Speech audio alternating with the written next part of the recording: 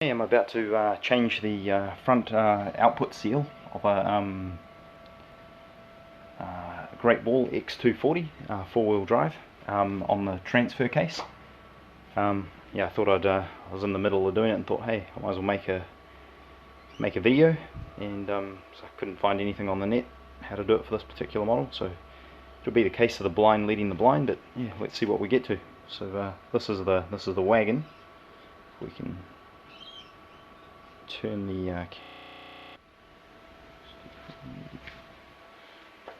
you can see I've got it up on some blocks just to get it a little bit higher, and probably a pointless lump of concrete in the front so it doesn't run away down the driveway. So the first thing I did was to drain the transfer case oil. That's accessible on the back here. This is the transfer case. So I ended that at the top. That's where you fill it, and down at the bottom is where you drain it. And yeah, so I just take the top so that it gets good airflow. Undone it, make sure I had a clean container, and it takes about 1.5 litres. I found the service manual online. It seemed to have it mixed up. It said it took, I think it was 2.7 litres in the transfer case and 1.4 in the transmission. But I think those are completely back the front in the thing that I had. I found that out by topping this up. But yeah, so the bit that I'm up to is taking that front drive shaft off. Have a look in there. You can see that's the seal that was leaking. Yesterday I took it over to Fraser Island, so it's covered in sand. Yeah, and yeah, the only place I could find a front seal for it was from the actual dealer. Repco and Super Cheap had no access to it, to the particular part. Surprised me, because it's a Borg Warner transfer case, which is pretty common, I would have thought. And I've heard that these are based on Mitsubishi Tritons. But yeah, so yeah, getting this off, I've pretty much just had to put a spanner on there so it doesn't rotate. I didn't want to put it into gear, so I don't know what the loading is on the teeth or anything like that. Yes, and yeah, I'm not even sure if you're meant to put stress on these, but they look pretty solid, these torsiony things. So yeah, that's the point. It's being Japanese, they've got what size is that? Yeah, 5/8. Didn't seem to fit all any metric sizes, so that 5/8 was doing the trick. Who knows why?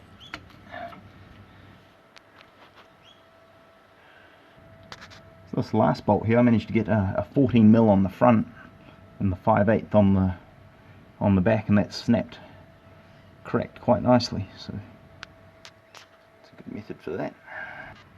There's that first bolt out of the drive shaft I've loosened and got loose. Now I've read it. Tried watching a few jobs on YouTube with people who've done similar vehicles, and a lot of them recommend marking the drive shaft. I can't actually see why. I mean, the drive shaft will be balanced and it rotates, so if anyone happens to know why it would actually matter where it's bolted. I mean, if you had to replace your transfer case or something, or the front diff, it would, you wouldn't need to rebalance the drive shaft, surely. So I don't think I'll bother, but if anyone knows why you'd need to mark it, all ears. Okay, with those bolts out, this thing just dropped straight down, and yeah, started leaking more oil out of the thing. So lucky I kept this bucket around. But yeah, that just plays around there, it seems. Maybe I'll find a way to tie it up, see what I come up with. Okay, what seemed to work is I could just pop that drive shaft up on this torsion bar, or whatever that thing's called, and you can look in there and you can see there's a bolt down there holding up holding that thing onto the face of it, whatever that is there. So next bit, I'll have to get that bolt out. Okay, I'll report back with the size of spanner you need. Okay, I've found out the bolt in there was an M30, so I've come up with this arrangement here. I didn't have a pry bar or anything, so what I've done, I just drilled a hole, a 10mm hole in this long bit of angle line, about 40mm angle. Would have been fine if I had a pry bar, but just on that, I don't know if you can see that nut, yeah, that nut there. And yeah, M30 socket seems to fit, so that's just gone up in there. And I've already cracked this, but just show you, it took quite a bit of force to get it off. I was a bit worried that it might be sort of, I don't know, some sort of special bolt. Maybe you had to turn it the other way, but in the end it got in like that. I cracked it with my foot. Boom, that got it turning. But yeah, it took my foot to do it. I'm not exactly Mr. Muscles, but yeah, got it with the foot. So now that it's cracked, I can just turn that around with my fingers to get it out the rest of the way.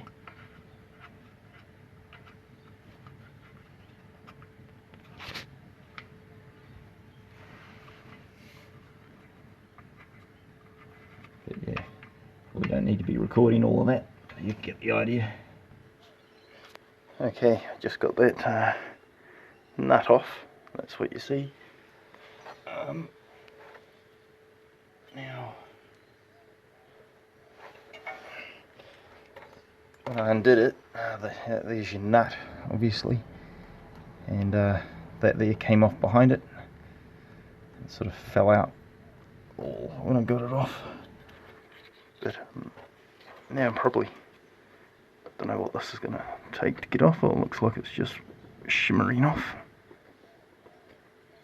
Oh yeah, it actually looks like there's a bit of a seal thing in front of there. I don't know if you can, what you can see with that, but there's the spline, so it's just slid off that piece there. So put that there, and there was a seal and a little plastic thing in front. Okay, I'll figure out how I'm going to get the seal out. Okay, here's the replacement part, all $39 worth of it. So yeah, part number 19000444009. It's the output seal shaft. And I just checked it, make sure that it was going to fit, but it was the dealer that supplied it. So. But yeah, there's no going back once I rip that thing out with a screwdriver or something. I was just looking at it, I'm no expert, but it's got grease. So look, there's a in there, and it looks like that the way the seal works, it'll have like a grease trap. So I was just wondering whether to smear that round or whether it would automatically get smeared round when it goes over on that. It also occurred to me, looking in the other one, it doesn't look like there's any grease in that groove. I was just wondering if you could might even be able to repair the seal just by putting new grease in there. But we've got the proper one, so it's too much effort to piss around like that. But yeah, if anyone knows what you're meant to do, whether you're meant to smear that round or just slip it in, that'd be handy to know. If I can figure out how to enable comments or something like that, maybe you can post something in the comments. Okay, so I just got the largest screwdriver I could find, flat tip, and I put a bit of about 100,000 wraps of tape on the end, and we'll see if I can rip that seal out without damaging the inside of the steel lining. If you want that to remain, you obviously don't want to damage it. I wonder if, yeah, let's just see what happens. Pop this in here, see if we can't pry it out.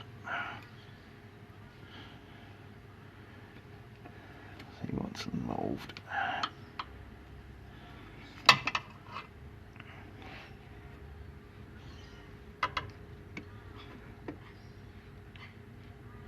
Yeah, that's a bending on the screwdriver. Oh yeah, it's moving a bit, but you can see even that screwdriver's bending. Oh, and I'm putting bits of, I don't know if you can see that, but I'm putting bits of tape on that shaft. Oh, that shaft just moved out. Don't know if you've seen that. Probably not something you want to do. Yeah, that's coming out at the top. I don't know if you can see it. Oh, that just popped out. Hopefully I didn't gouge anything out of there. But yeah, I don't think that seal will probably be going back in. Okay. Oh yeah, there's what's in there. Hopefully there's something stopping that from just sliding out. I'll try and get my bits of tape off. Okay. So now we just got to see how we can get this thing back in, the new one. Okay, you can see what I've done. I've just placed that in there with my fingers. I put a little bit of trans oil around it. I've just forced that, and you see I've kind of put it in crooked as well. Now that's got to get knocked all the way back flush, and I'm not sure whether I should try and get that back out again or just give it a tap. Now I've got this mallet, and what I thought, this is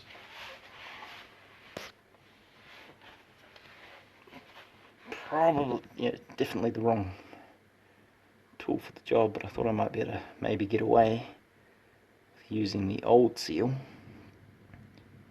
and a rubber mallet to knock that in.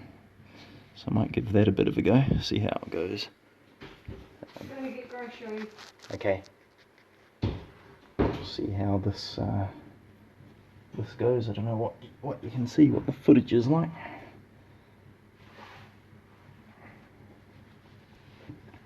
Oh, I don't think I'm even going to get this mallet in.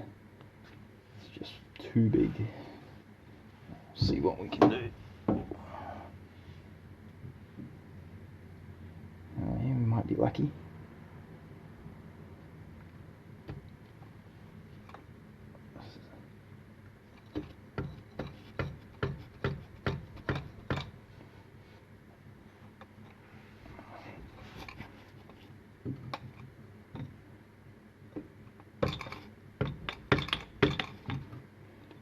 It might be working.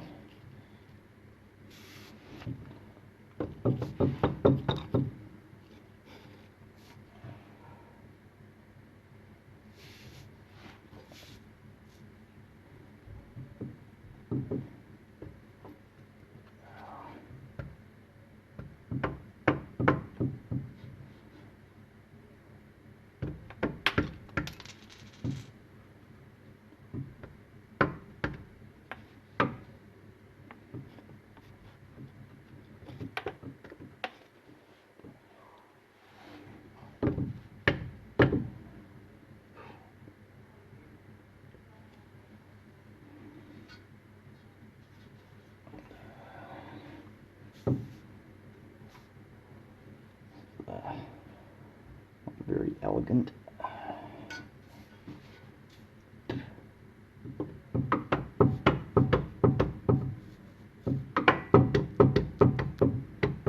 That's going in. Alright. That's going in all right.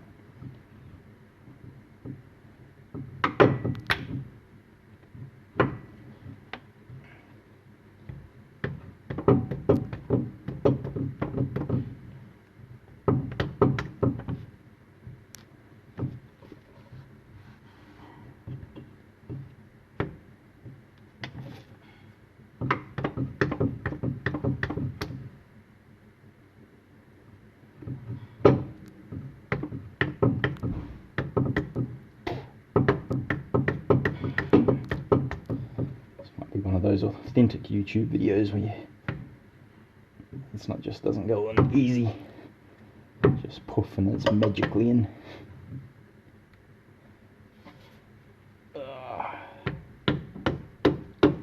I said at the start, this is probably more the blind leading the blind. I don't claim to know really what I'm doing, I'm just following my nose. Oh, that doesn't look good. Oh no, that's sweet, that spring there, that's just from the old seal, not the new seal.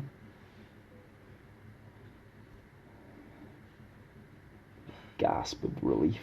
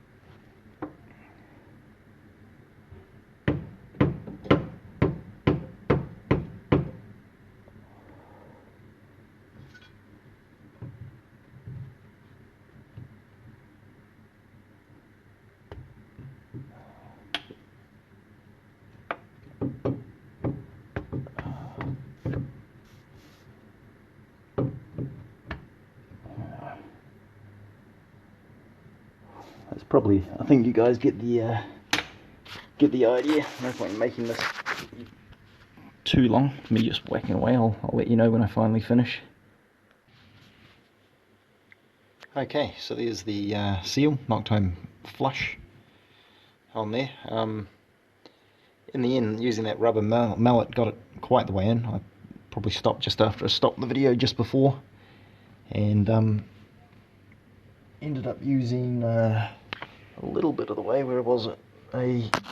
Someone got me this. A mechanic that I borrowed this off was for knocking a seal, but obviously that ain't gonna. You should fit that, but obviously it needs the hole in the middle. So that was not going to do, but I was able to sort of tap around the outside like that. And I put I put the nut back on there because I didn't want to hit the thread.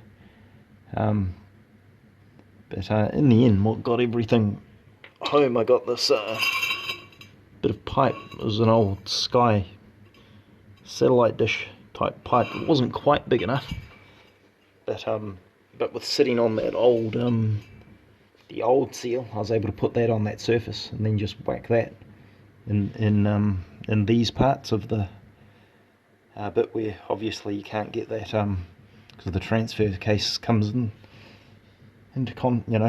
gets in the way of putting that flat bit around. But ideally, if you had something, you want it like perfectly flat and with a hole in the middle, and like a pipe or something that you could hit and transfer the weight evenly right around. But yeah, whatever works, whatever you sort of get in there. I didn't end up also that grease in there. I was going to spread it around, but I figured yeah, it'll do it anyway.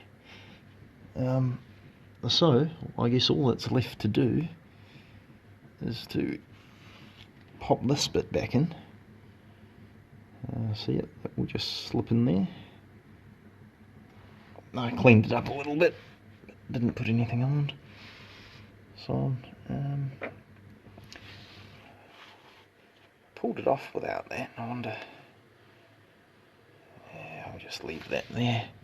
See if I can slip it in. See what happens. Well, that is quite difficult. I might have to. Yeah, that's pushing in around there, so I might have to maybe take this off, see if it I don't want to pull that shaft right out. I think that'll be hooked up to a chain or something inside there. And that would be a disaster if that could just slip out. And let's see if that's far enough off to slide over. No, it's just, no, it might go on.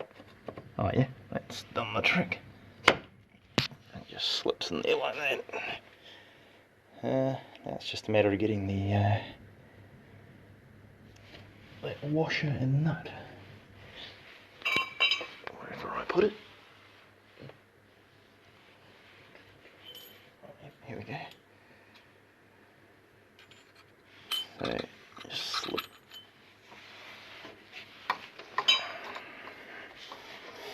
slip that in there.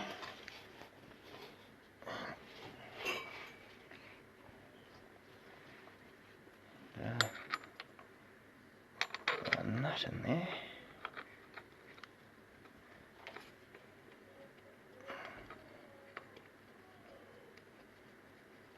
Yeah, I might have to put this camera down. So, yeah, I'll put this down. I'm sure you know how to put a nut on.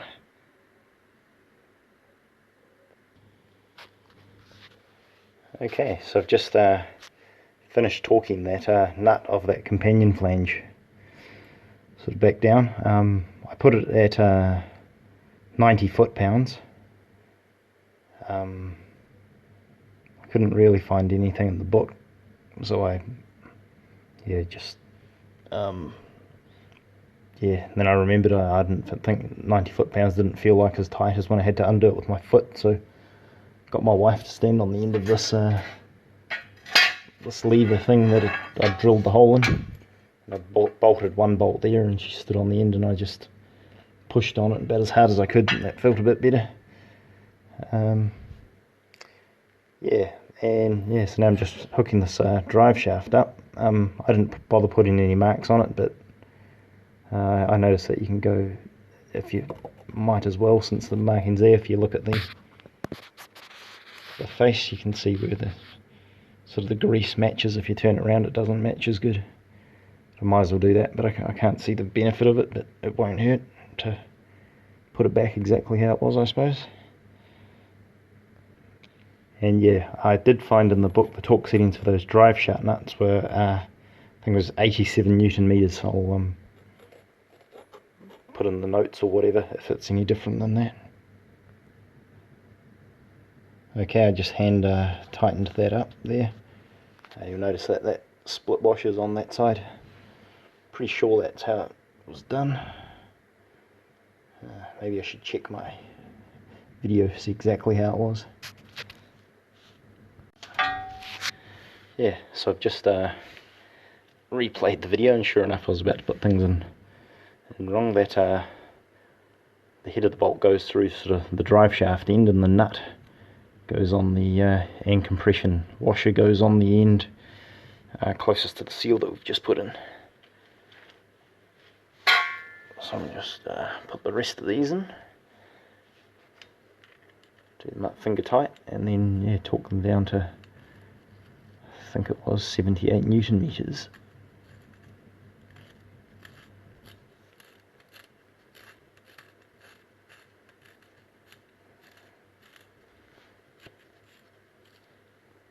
Okay, that's all bolted on, and I couldn't get my torque wrench on it, so I just did it up as tight as I could. Maybe we'll get a torque wrench on it later, but it probably doesn't matter. Yeah, one thing that I thought might be useful was how to get the oil back into the transfer case. What I did, just a bit of garden hose seems to work quite well, and yeah, basically you want 1250 long, no shorter than that. That's probably about as short as you'd want it. Yeah, get the old drip tray under there, because that's bound to go wrong. Get oil everywhere, seem to stuff it up at some point. Yeah, we're going to get a funnel and jam it on at the end. And I just got a Pepsi bottle there that I just marked 1.5 litres. I think it takes about 1.4 about 1.5 it starts to dribble out the top. Made a hell of a mess because when I tested it out I thought it was 2.7, I mentioned earlier, I think. So yeah, and maybe a bit of tape for the, we'll just tape it up, the hose up so it doesn't droop in the middle. I'll show you that now. Right, here we are, back under the car. That top one there that you can see, that's where you fill it, the top of the transfer case. So what we're going to do is just get this garden hose here, poke it in there,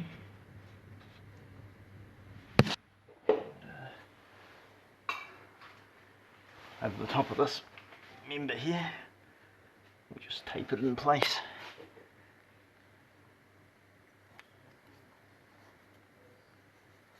Bit hard holding my crappy phone and doing it, but you get the idea. So just wrap some tape around there, just so when we hop out this hose doesn't take off and end up loading oil all over the garage floor. Sure my wife would appreciate that.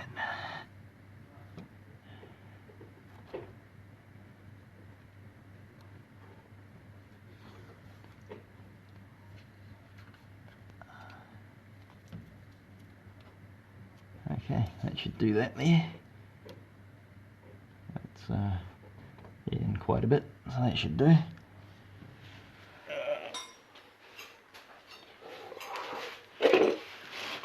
Right, trusty toilet roll there for cleaning all the crap up. No pun intended. Right, so what I'm going to do is I'm going to jam this in there, but I'm going to need both hands to do that. Okay, only about a month later we jam that thing back in there. I foolishly got the end that I'd used before in the other end, so had to re-stretch that in there. Okay, now I'm just going to pour that in there, and hopefully not all over the garage floor. Yeah, I'm not going to be able to video that, but it's not going to be very exciting anyway. Okay, so remember when I said things might not be very exciting? We'll put about a litre of that in there, and I notice it's starting to drip out there, all down there, but fortunately it's just dripping from the that hole. I thought there might be oil pissing out of the front of the seal that we just did, and I could rename this video How Not to do a transfer case in an X240. But so what I did is I just shoveled that in just to make sure it was nice and deep in there, and might wipe that up and we'll see how that goes. But yeah, I'll keep trying to get this oil in. Actually, that's got me wondering, while we're down here, might as well have a look at this. Let's see if anything's coming out the seal yet.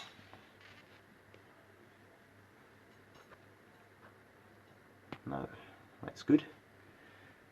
But let's see when it's full, after it's been for a drive. Okay, so to just show you where I hold the oil, about that height there, seems to work pretty well. That's has that relatively straight. So yeah, about up to that, what is it, that centre trim piece. Okay, there's the final bit, sort of just draining in now. Just go there, wait for the to drain through down that hole. Now, final safety note, you might want to have the safety boots on at all times, and some people wear gloves. I don't know why. Probably some carcinogenic properties of oil, who would know? Let me know if there's anything like that. I might wear gloves like other people see on YouTube doing. They probably don't. You probably blow the rest of this oil through just to clear that out. And yeah, that should be it. I'll get that out and tighten the cap up. One more tidbit, that socket there, how I'm doing to that, it probably isn't a perfect fit, not probably the tool that you meant to, but just the extension thing on out of a standard socket set seems to fit pretty good in there. Yeah, it's fairly close, so that's enough to do it up, barring whatever the correct tool is. Okay, that's all done. So I started draining the oil at about, I think it was about 4 o'clock. It's now about 11 o'clock at night, so it's taken me that long to do the whole job, but that's racing to Repco to find a 30mm socket, not Repco, Super Cheap rather, and having tea and pissing around and nutting it out. So yeah, I hope that makes it an easier job for you than it was for me. Those tidbits, yeah, you probably want to start out with a, make sure you got that 30mm socket. That was the biggest worry. Yeah, my fear was turning that maybe the bolt needed to be turned the other way, so I was a bit hesitant about how much force to put on it. And but yeah, no, it's all pretty standard with the X240. You know, you don't have to turn the bolts in any unusual directions, or some of them have like they're locked in, but you know, the bolts, or the nut rather. But yeah, this was relatively straightforward. So yeah, test drive now. Hopefully I've fixed it.